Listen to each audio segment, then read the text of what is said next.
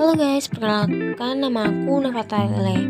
Di sini saya akan menjelaskan tentang kromatografi dari mata kuliah Instrumentasi Laboratorium Klinik dan dengan nama Bapak dosennya Bapak Ahmad Fagrozi ZS. Di sini saya akan menjelaskan beberapa, yaitu pengertian kromatografi, pemisahan kromatografi, komponen utama, sama cara kerja kromatografi. Kemudian yang pertama, pengertian.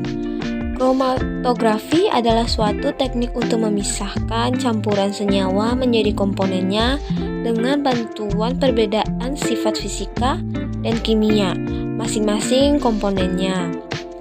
Metode pemisahan beberapa senyawa berdasarkan partisi antara dua fase pada waktu bersamaan, di mana salah satu fase disebut fase diam yang bersifat statis dan fase lainnya adalah fase bergerak melalui permukaan fase diam.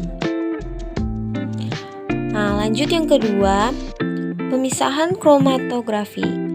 Lebih baik daripada ekstraksi diibaratkan dengan corong pisah yang saling berhubungan, yang bergerak dari atas ke bawah, di mana pada setiap corong pisah tersebut akan terjadi pemisahan dan terjadi berulang-ulang karena permukaan antara fase pada kromatografi lebih besar disebabkan oleh permukaan kontak lebih besar.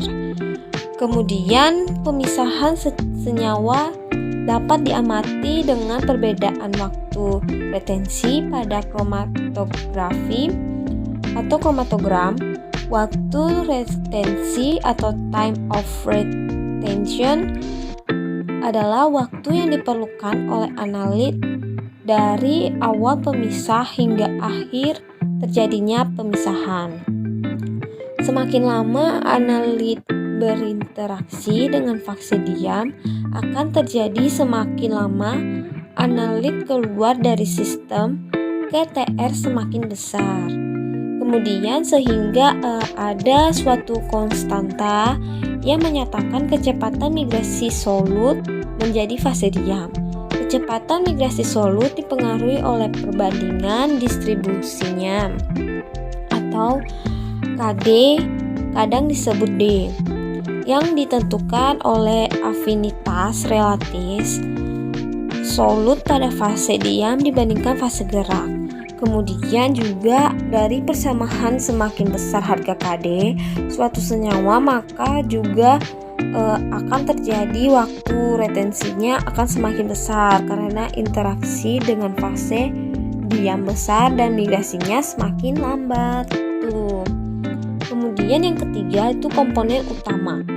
Nah, komponen utama kromatografi ini adalah fasa stasioner dan fasa gerak dan kromatografi dibagi menjadi beberapa jenis tergantung pada jenis fasa mobil dan mekanis pemisah.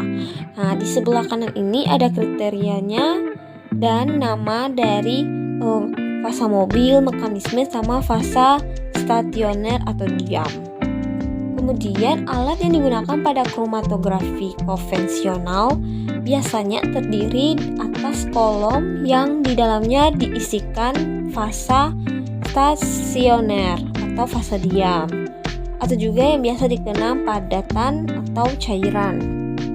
Kemudian yang kedua, campuran ditambahkan ke kolom dari ujung satu dan campuran akan bergerak dengan bantuan pengembang yang cocok.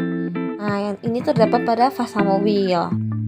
Yang ketiga, pemisahan dicapai oleh perbedaan laju turun masing-masing komponen dalam kolom yang ditentukan oleh kekuatan absorpsi atau koefisien partisi antara fasa mobil dan fasa diam. Nah, kemudian yang keempat ini cara kerja kromatografi. Nah, kromatografi kolom yang pertama itu kolom berupa tabung diisi dengan bahan seperti alumina sama silika gel atau pati. Kemudian dicampurkan dengan adsorben dan plastik pastinya diisi dengan ke dalam kolom. Kemudian larutan sampel tersebut diisi ke dalam kolom dari atas hingga sampel diabsorpsi oleh adsorben. Kemudian pelarut atau fasa mobil yang biasa juga disebut pembawa ditambahkan tetes demi tetes dari atas kolom. Kemudian kromatografi kertas. Sampel yang akan dianalisis ditotokkan ke ujung kertas yang kemudian digantung dalam wadah.